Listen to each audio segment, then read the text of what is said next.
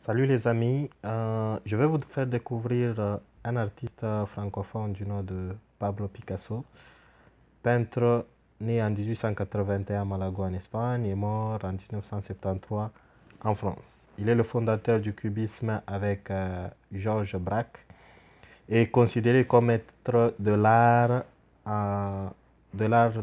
du 19 du 20e siècle. Alors, la plupart de ses œuvres ont été aussi exposées ici en Amérique du Nord, dans le Museum of Modern à New York. Alors, il travaille beaucoup plus sur le cubisme et le surréalisme. Je l'ai découvert au travers de son œuvre La jeune fille devant un miroir, une œuvre de 1932. Alors, cette œuvre avait suscité des interprétations variées du portrait de la main de Picasso par rapport à son portrait original. Il a peint à plusieurs reprises au début de 1930 le portrait de sa jeune maîtresse avec qui il a eu une fille appelée Maya Picasso.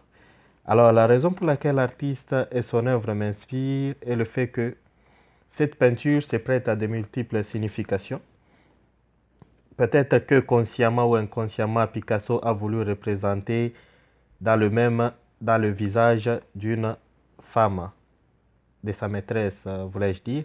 Alors d'un côté, on prétend que l'ombre dans la peinture représente le côté mystérieux de la femme et la partie en pleine lumière est le côté connu, tout ce qu'on peut connaître.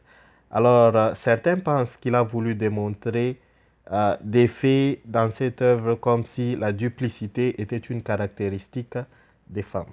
Merci.